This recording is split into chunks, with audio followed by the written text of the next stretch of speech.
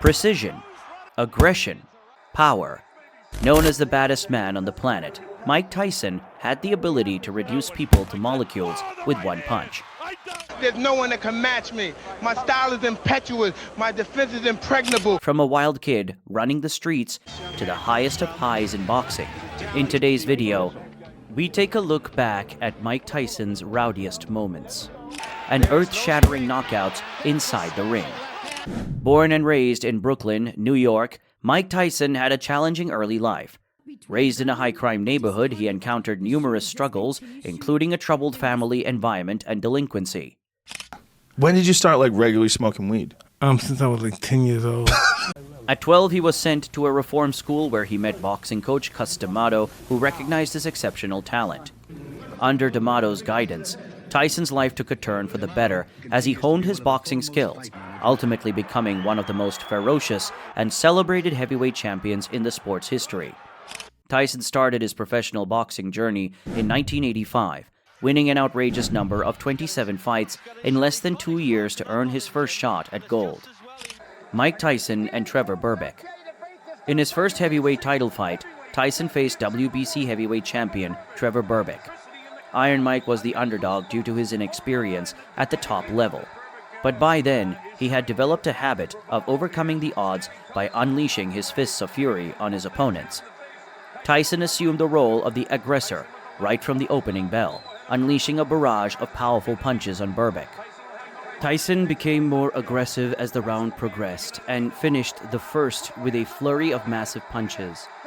Berbick managed to remain on his feet, but Tyson continued the assault, landing several more blows before the round's conclusion. The second round began with Tyson resuming his ferocious assault. Then came a piston of a left hand that forced Berbick to crash to the canvas. And we've got a brand new WBC heavyweight champion of the world, and he's a youngster named Mike Tyson, who can reign for a long... Berbick made 2 unsuccessful attempts to stand, but his rubber legs had already given up, resulting in referee Mills Lane stopping the fight and awarding Tyson the world championship by knockout. Mike Tyson versus Larry Holmes. In his next few fights, Tyson added the WBA and IBF heavyweight titles to his trophy cabinet, which he put on the line against the experienced Larry Holmes in 1987. Holmes was pretty confident heading into the fight. Say what you feel, write what you feel. You feel that I'm gonna lose, write it. Don't bite your tongue about it. But when you see me win, you write it. But confidence alone, unfortunately, doesn't win you fights. Like many before him, Holmes resorted to holding Tyson to slow his relentless aggression, but none of it worked. The second and third rounds were much of the same, as Tyson unleashed devastating hooks. In the fourth round, Holmes produced some nice moments with jabs. However, Tyson's aggression intensified as the round unfolded. Late in the round, Tyson dropped Holmes with a devastating right hook. Oh goodness, we want a right hand there from Tyson! Holmes rose, but was met with a fierce combination, resulting in a second knockdown. Holmes got back up again, but Tyson continued to hammer him with powerful combinations. The final blow came with just 7 seconds left in the round, as Tyson's right hook sent his helpless opponent down for the third time. Throughout the fight, Tyson's dominance was evident as he solidified his status as a force to be reckoned with at heavyweight. Mike Tyson versus Michael Spinks. With Holmes out of the equation, the only man who was believed to pose a challenge to the young and hungry heavyweight star was lineal and the ring heavyweight champion Michael Spinks. It was a champion versus champion bout, and it had everything, including the ultimate glory and bragging rights, on the line. It was technique versus power, and both men were up for the challenge. My objective was to knock him out and win in spectacular fashion. It feels good to still have some terror in my life, and something that really frightens me. Tyson wasted no time in attacking Spinks from the opening bell. Spinks tried to clinch to defend Tyson's relentless assault, but to no avail. Tyson had him on the ropes throughout. While Spinks attempted to move away from the ropes, Tyson closed in again, delivering big shots to Spinks' head and breadbasket. Spinks couldn't withstand the onslaught and took a knee. It was the first knockdown of his illustrious career. Spinks took a 4 count before getting back on his feet. As both fighters closed in on each other, Tyson cleverly avoided Spinks' right hand and responded with a lightning-fast left-right combination to Spinks' head. Spinks failed to beat the 10 count this time around, forcing the referee to wave off the fight. Tyson was now the undisputed heavyweight champion of the world, with his next title defense scheduled to take place against British heavyweight Frank Bruno at the glorious Wembley Stadium in London in October 1988. However, the fight was pushed back due to Tyson's personal troubles, including a car accident and a divorce, as well as his parting ways with his longtime trainer, Kevin Rooney. There was never a dull moment in Tyson's life. With a new team and rejuvenated passion, Tyson's fight with Bruno was rebooked for February 1989 in Sin City. Mike Tyson versus Frank Bruno. Needless to say, the fight went off to a flying start, with both fighters exchanging blows in the center of the ring. Tyson swiftly knocked Bruno down with a right hook after their initial exchange. Bruno got up at the count of 2 and survived a mandatory 8 count. The fight continued aggressively, but due to excessive holding, Bruno had a point deducted following several warnings from referee Richard Steele. Towards the end of the first round, Bruno landed a left hook right hand combination that staggered Tyson, marking the first time Tyson had been shaken in his professional career. In the second round, Tyson hit Bruno with a massive right hand, sending him into the ropes. Tyson maintained his dominance for the next 3 rounds, relentlessly attacking Bruno with powerful combinations. The fight concluded with less than 10 seconds remaining in the 5th round, as Tyson trapped Bruno against the ropes and delivered 2 hellish uppercuts and a left hook. Bruno's plan of hugging failed to work as Tyson added him to his list of vanquished foes as well. Mike Tyson versus Henry Tillman. A fight later, Tyson lost his undisputed title at the hands of Buster Douglas in what was one of the biggest upsets in sports history. Tyson's team campaigned for an immediate rematch, but Douglas decided to fight Holyfield instead. Left with little choice, Tyson went down the comeback trail, facing Henry Tillman in a non-title bout. With so much to prove, Tyson charged at Tillman as soon as the opening bell rang. Tillman was on the back foot for as long as the fight started. He spent the initial minute circling the ring to evade Tyson's potent punches. Tyson eventually closed in on Tillman, unleashing bombs that forced Tillman to clinch whenever Tyson's offense intensified. With about 25 seconds left in the round, Tyson cornered Tillman and landed a powerful right hand that dropped his foe. Tillman remained on his back as the referee began the count, and ultimately Tyson was declared the victory by knockout. Iron Mike was back with a bang. Mike Tyson versus Donovan Ruddock. Less than 2 years later, Tyson locked horns with one of the finest knockout artists to come out of Canada, Donovan Ruddock. The fight was an intense battle with both fighters exchanging power punches in the first round. Round 2 started off with a controversial knockdown when Ruddock tipped over Tyson's leg. He says he slipped. But Steele is counting. He's counting, and it's going to cost him a 10-8 round. Shortly after, Tyson landed an illegal right hand during a separation, but no points were deducted. In the third round, Tyson scored a proper knockdown with a powerful left hook. Although Ruddock got up at the count of 8, the fight's end was near. Tyson continued his onslaught up until the 7th round when he landed a 6-punch combination. Despite Ruddock seeming fit to continue, Steele stopped the fight with less than a minute left, awarding Tyson a technical knockout victory. Now he goes back. Keep your eye on the referee. All 3 people. Now he has stopped the fight. He has not yet looked, and he stopped it. That was the objection. He should have talked to the fighter first.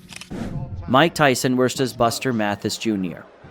After completing a 3-year prison sentence, Tyson made his return to the boxing ring, with Peter McNeely welcoming him to the cage. The two exchanged blows like they had a bus to catch, attacking each other non-stop. Unfortunately, the fight ended in a victory for Tyson by disqualification when McNeely's manager entered the ring during the first round. It was unfortunate because although it technically counted as a win on Tyson's record, it was not the triumphant comeback he had envisioned. He wanted to do it on his own terms, and to do exactly that, Tyson took on Buster Mathis Jr. in a non-title bout a few months later. Tyson got off to a sluggish start.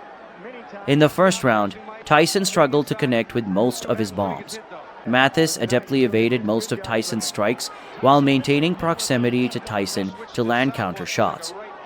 Moving into the second round, Mathis effectively stuck to his defensive strategy, employing evasive maneuvers like slipping, bobbing, and clinching to weather the round. In the third round, Tyson started to connect. With 40 seconds left in the round, Tyson managed to land successive right uppercuts that sent Mathis tumbling to the canvas.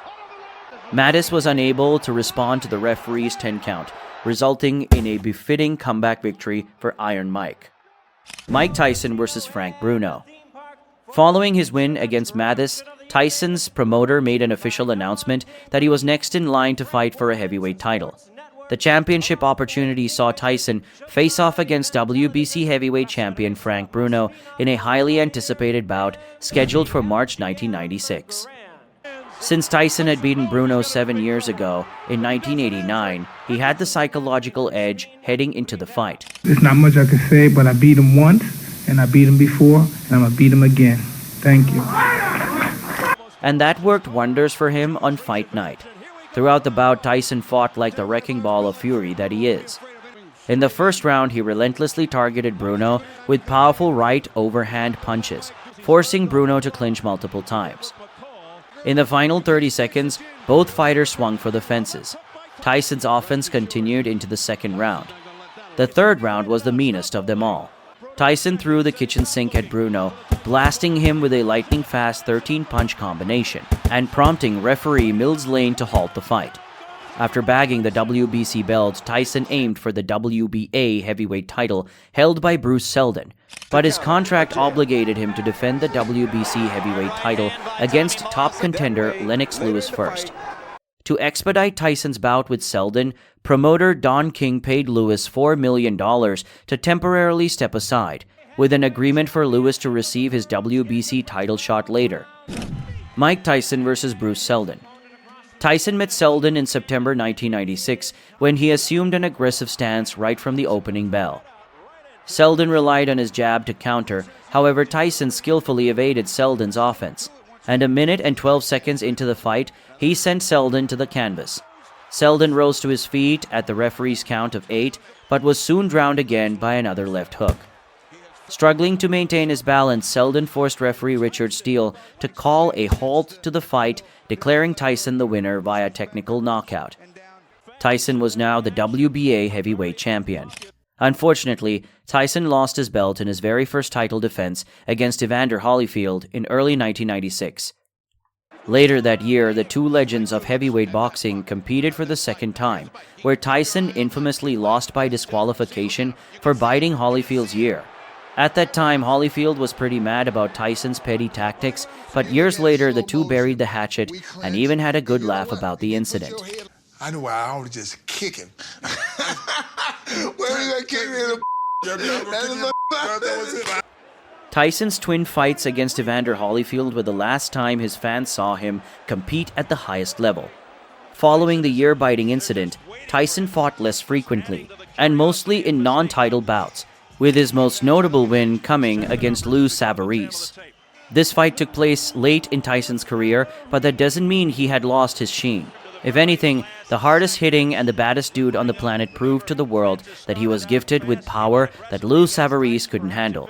As soon as the fight started, Tyson charged at his opponent with venomous intentions, unleashing a glancing left hook. Savarese crashed to the canvas in a blink, but surprisingly, Savarese managed to clear the cobwebs before the 10 count. As soon as the fight resumed, Tyson unleashed a flurry of punches that forced the referee to intervene. Tyson wouldn't stop, however, even brushing the referee aside to continue the onslaught. Ultimately, cooler heads prevailed, and once the situation calmed down, Iron Mike was declared the winner by TKO in only 38 seconds. It was a comical end to a clinical fight, and a testament to Mike Tyson's fiery personality inside the cage. Throughout his career, Tyson unleashed his venomous knockout power on dozens of people. He was violent and rowdy inside the cage, and sometimes out of it as well. But whether you love him or hate him, nothing will ever change the fact that he's one of the greatest boxers of all time. If you liked the video, please subscribe to our channel and turn on those notifications. Thank you for watching, and we'll see you next time.